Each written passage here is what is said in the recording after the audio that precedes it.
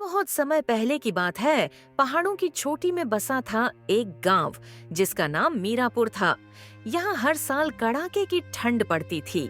आज तो जबरदस्त ठंड पड़ रही है। ये ठंड तो दिन बा दिन बढ़ती ही जा रही है भाई। कहीं हम इस बर्फ में जम ही ना जाएं। ऐसा लग रहा है जैसे सर्दी इस बार सारे रिकॉर्ड तोड़कर ही माने। मोहन भाई, तुम बिल्कुल सही कह रहे हो। इतनी ठंड लग रही है कि रजाई से बाहर निकलने का मन ही नहीं करता। बस दिल करता है कि पूरा दिन गर्मा गर्म चाय पीते रहे और कहीं जाने की जरूरत ही ना पड़े। उसी गांव के एक कोने में एक टूट फूटी झोपड़ी थी जहां राहुल अपने परिवार के साथ रहता था। राहुल एक गरीब मजदूर था जो अपनी पत्नी सरिता और अपने छोटे बेटे सोनू के साथ एक कोने में बनी झुग्गी में रहता था। वह दिन भर मेहनत मजदूरी करता था और जो थोड़ा बहुत कमाता था उसी से घर का गुजारा चलता था। ठंड का मौसम आ चुका था और इस बार सर्दी कुछ ज्यादा ही तेज थी, लेकिन राहुल के पास इतने पैसे नहीं थे कि वह अपने परिवार के लिए गर्म कपड़े या रजाई खरीद सके। रात का वक्त था, बाहर ठंडी हवा चल रही थी और उनकी झुग्गी के अंदर भी ठंड का असर महसूस हो रहा था। उनके पास सिर्फ एक पतली सी चादर थी जिसे सरिता ने अपने बेटे पर डाल दिया था। राहुल और सरिता ठंड में सिकुड़ते हुए बैठे थे। सुनीता ने पुराने कपड़े पहन रखे थे, लेकिन वह ठंड से बचने के लिए काफी नहीं थी। सरिता ने धीरे से कहा, सुनते हो, अगर हमारे पास और रजाई होती तो कितना अच्छा होता ना, फिर हमें इतनी ठंड नहीं लगती। इस वक्त मुझे इतनी ठंड लग रही है कि तुम सोच भी नहीं सकते, और मैं यह भी जानती हूँ कि तुम्हें भी ठंड लग रही होगी। बस तुम बोल नहीं रहे। काश हमारे पास रजाई न सही, लेकिन कुछ लकड़ियां ही होती तो हम उन्हें जलाकर थोड़ी गर्मी ले लेते। सरिता, तुम ऐसा मत बोलो, वरना मैं भी हिम्मत हार जाऊंगा। तुम चिंता मत करो, मैं अभी जाता हूँ और घर के लिए कुछ लकड़ियां लेकर आता हूँ। फिर हम अपनी झोपड़ी को थोड़ा गर्म कर पाएंगे और हमें राहत मिलेगी। रात के अंधेरे में राहुल कांपते हुए बाहर निकला। गली सुनसान थी, लोग अपने गर्म घर में दुबके हुए थे, लेकिन राहुल को अपने परिवार की चिंता थी। भाई, अगर तुम्हारे घर में कुछ फालतू लकड़ियां हो तो मुझे थोड़ी सी दे दो। मेरी बीवी और बच्चा ठंड में तड़प रहे हैं। हमारी छोटी सी झोपड़ी इतनी कमजोर है कि अंदर तक ठंडी हवा आ जाती है। कृपा करके मेरी थोड़ी मदद करो। अरे भाई, मेरे पास कोई फालतू लकड़ी नहीं है। जो भी है वो मेरे अपने घर के लिए ही है। तुम्हें तो हर बार मदद चाहिए होती है, लेकिन मैं हर बार नहीं दे सकता। जाओ, जाकर इस बार कहीं और भीख मांगो। मैं तुम्हारी कोई मदद नहीं कर सकता। वह इधर उधर देखता रहा, लेकिन उसे जलाने लायक कुछ नहीं मिला। अचानक उसे एक दुकान के बाहर कुछ पुराने गत्ते पड़े दिखे। अरे चलो, कोई बात नहीं। अगर लकड़ी नहीं मिली तो इन्हीं को उठाकर घर ले जाता हूँ और सरिता से कहूंगा कि इसे ही जला लो। कम से कम थोड़ी राहत तो मिलेगी। चलो, अब इन्हें लेकर घर चलता हूँ। राहुल जल्दी से वो गत्ते उठाता है और अपनी झोपड़ी की तरफ चल दिया। घर पहुंचकर उसने गत्तों को जलाया और उससे उनकी झोपड़ी गर्म हो गई। तब सरिता बोली, राहुल, सिर्फ इतने से कागज जलाने से ही झोपड़ी में कितनी ज्यादा गर्मी हो गई। मुझे तो बहुत अच्छा लग रहा है, वरना कब से ठंड से कांप रहे थे। ठंड के कारण सिर में भी दर्द होने लगा था, लेकिन अब थोड़ी राहत मिली है। हाँ, तुम सही कह रही हो। सिर्फ कागज से ही इतनी अच्छी गर्मी मिल गई। काश हमारे पास लकड़ियां होती तो आग थोड़ी देर और जलती और हमें ज्यादा राहत मिलती। ठंड बहुत तेज है, लेकिन जितना भी मिला है वही हमारे लिए बहुत है। अब बस किसी तरह यह रात आराम से कट जाए, जिससे हमारा बेटा राहत की सांस ले। लेकिन यह सिर्फ कुछ समय की राहत थी। अगली सुबह जब राहुल काम पर गया तो उसने देखा कि बहुत से मजदूरों को ठंड के कारण काम नहीं मिल रहा था।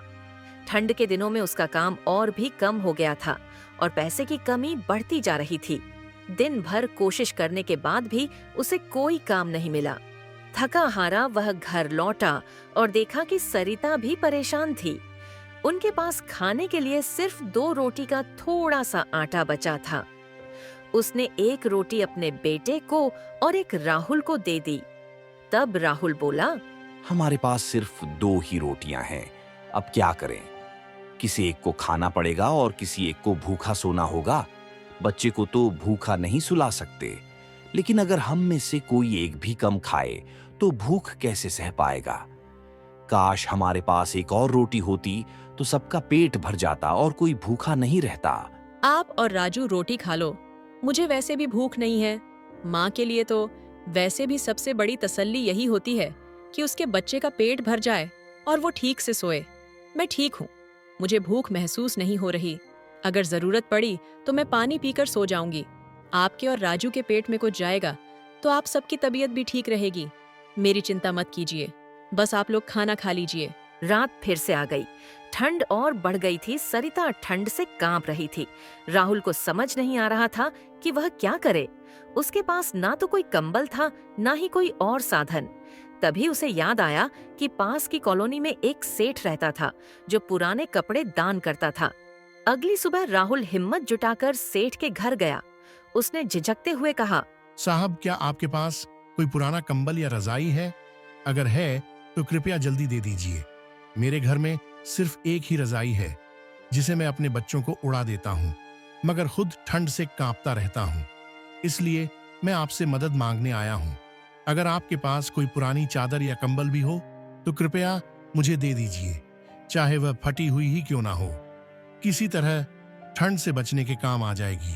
भाई, तुम्हारी हालत सुनकर दिल दुख गया। ठंड सच में बहुत कड़ाके की पड़ रही है और बिना गर्म कपड़ों के रहना बहुत मुश्किल है। रुको, मैं देखता हूँ मेरे पास एक पुराना कंबल और एक चादर रखी है, शायद तुम्हारे काम आ जाए। ये सेठ राहुल को एक कंबल और पुराना स्वेटर दे देता और उसे कहता है, अब तुम्हें ठंड से कुछ तो राहत मिलेगी और अगर कुछ और जरूरत हो तो बेहिचक फिर आ जाना। जितना बन पड़ेगा मैं मदद करूंगा। धन्यवाद सेठ जी, अब मैं चलता हूँ। राहुल जल्दी से घर की ओर जाता है। जब वह घर पहुंचा तो सरिता ने उसे देखते ही पूछा, क्या हुआ राहुल, जो इतना ज्यादा खुश हो तुम आज? राहुल सरिता को कंबल और स्वेटर दे देता है। सरिता खुश हो जाती है और राहत की सांस लेती है और राहुल को ऐसा लगा जैसे उसने दुनिया की सबसे बड़ी दौलत हासिल कर ली हो। लेकिन अब भी चिंतित था। यह सिर्फ कुछ दिनों की राहत थी, स्थायी समाधान नहीं। उसे कोई काम ढूंढना था जिससे वह रोज की जरूरतें पूरी कर सके। उसी शाम जब वह काम की तलाश में निकला तो उसकी मुलाकात जुगनू नाम के एक दुकानदार से हुई। जुगनू ने देखा कि रोहन ठंड से कांप रहा है और परेशान भी लग रहा है। क्या हुआ राहुल, आज तुम काम पर नहीं गए?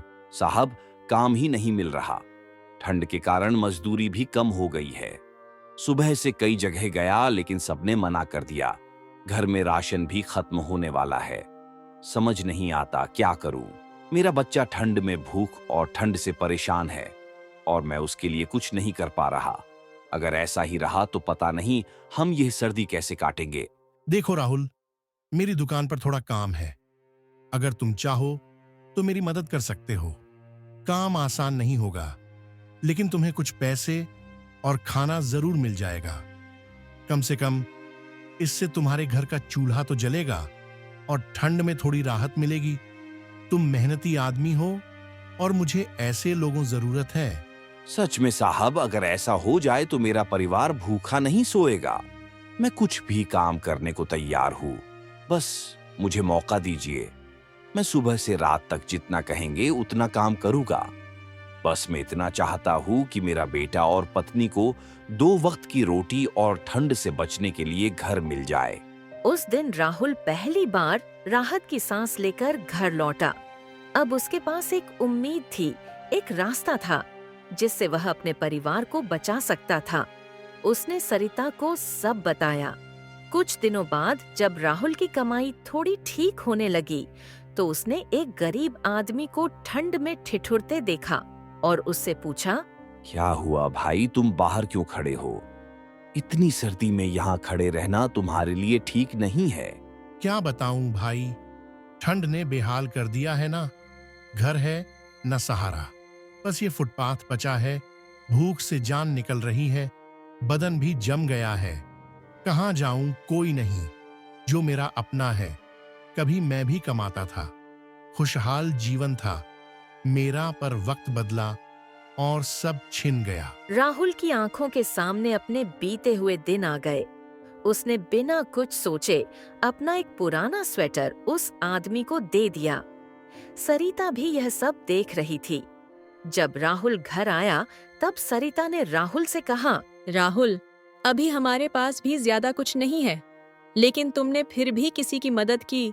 यही असली अमीरी होती है। राहुल और सरिता कभी अपनी परेशानियों से डरे नहीं, क्योंकि उनके पास एक दूसरे का साथ था और सबसे बढ़कर एक नई उम्मीद थी। उसकी पत्नी उसका हमेशा साथ देती थी, हमेशा राहुल का हौसला बढ़ाती थी। राहुल, मैंने कहा था ना कि एक दिन हमारी हालत भी ठीक होगी। इसीलिए कहते हैं कि कभी भी हार नहीं माननी चाहिए।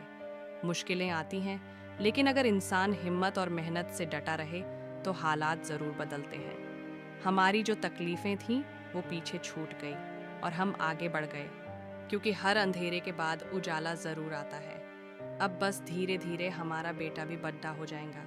हमें उसके भविष्य के बारे में भी सोचना है, क्योंकि आगे चलकर यही तो हमारा सहारा बनेगा। हाँ सरिता, तुम ठीक कहती हो।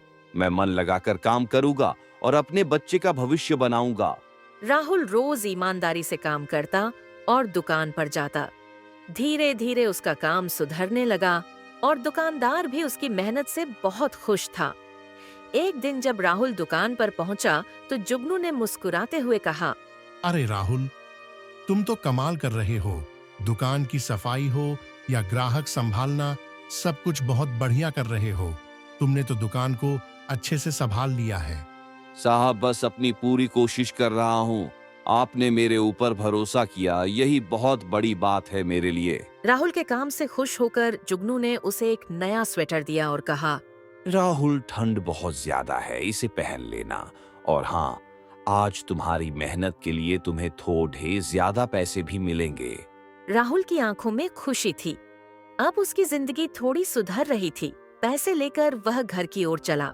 सोच रहा था कि आज वह अपने परिवार के लिए कुछ अच्छा खाना ले जाएगा। रास्ते में उसने एक बूढ़ी औरत को सड़क के किनारे ठंड में कांपते देखा। वह कमजोर और भूखी लग रही थी। राहुल उसके पास गया और पूछा, अम्मा, आप यहाँ अकेले क्या कर रही हैं इतनी ठंड में? बेटा, मेरा कोई नहीं है। मैंने कई दिनों से सही से खाना भी नहीं खाया, ठंड भी बहुत लग रही है। राहुल ने बिना सोचे उस बूढ़ी औरत को कुछ पैसे और अपना नया स्वेटर बूढ़ी औरत को दे दिया और कहा, अम्मा, इन पैसों से कुछ खा लीजिए, इससे थोड़ी ताकत आएगी। और ये स्वेटर पहन लेना, इससे आपको ठंड नहीं लगेगी। बूढ़ी औरत ने राहुल को दुआ दी और कहा, बेटा, भगवान तुम्हें खूब तरक्की दे और तुम्हें हर काम में कामयाबी मिले। बेटा, तुम्हारे जैसे लोग ही इस दुनिया में रहने लायक हैं, जो खुद तकलीफ सहकर भी दूसरों के लिए हाथ बढ़ाए। वही असली इंसान होता है। तुम्हारी राहें हमेशा रोशनी से भरी रहे, तुम्हारे घर में कभी अंधेरा ना आए, तुम्हारी झोली कभी खाली ना हो और तुम्हें कभी किसी चीज़ की कमी ना हो। जो खुशी तुमने आज मुझे दी है, वही खुशी हर कदम पर तुम्हें मिलती रहे। राहुल मुस्कुराया और फिर अपने रास्ते चल पड़ा। घर पहुंचकर उसने सरिता को सब कुछ बताया। सरिता राहुल की बात सुनकर बोली, अभी हमारे पास भी ज्यादा कुछ नहीं है, लेकिन तुमने फिर भी किसी की मदद की। यही एक अच्छे इंसान की पहचान होती है। रात हो चुकी थी, लेकिन राहुल के दिल को आज अजीब सी शांति महसूस हो रही थी। सरिता के पास बैठकर राहुल बोला, अब हमारे हालात पहले जैसे नहीं रहे, काम भी मिल गया है और धीरे धीरे चीजें बेहतर हो रही हैं। हाँ राहुल, तुम सही कह रहे हो, लेकिन असली खुशी तो इस बात की है कि हम मुश्किलों के बावजूद इंसानियत नहीं भूले। आज तो तुमने जिस बूढ़ी अम्मा की मदद की, वह हमें यही सिखाती है कि जब हमारे पास थोड़ा भी हो, तब भी हमें बांटने का जज्बा रखना चाहिए। राहुल ने सरिता की बात सुनी और सरिता से कहा, मैं चाहता हूँ कि हमारा बेटा भी यही सीखे, मेहनत करे, ईमानदार बने और जब भी मौका मिले जरूरतमंद की मदद करे। कुछ दिन ऐसे ही बीत जाते हैं। राहुल की मेहनत और भी रंग लाने लगी। उसके मालिक ने उसकी दुकान की जिम्मेदारी बढ़ा दी और उसकी मजदूरी भी पहले से ज्यादा कर दी। अब राहुल कुछ पैसे बचाने भी लगा था। एक दिन उसने सोचा, क्यों ना मैं अपनी झोपड़ी को थोड़ा ठीक करवाऊं ताकि मेरा परिवार ठंड में कम से कम चैन से सो सके। राहुल ने कुछ लकड़ियां और टिन की चादर ली और खुद ही अपनी झोपड़ी की मरम्मत करने लगा। गांव के कुछ लोगों ने जब यह देखा तो उन्होंने भी उसकी मदद की। कुछ ही दिनों में राहुल का छोटा सा घर पहले से बेहतर हो गया। अब ठंडी हवाएं अंदर नहीं आती थी और घर में गर्माहट बनी रहती थी। ऐसी अच्छी अच्छी कहानियां देखने के लिए हमारे चैनल सेमी क्रिएशन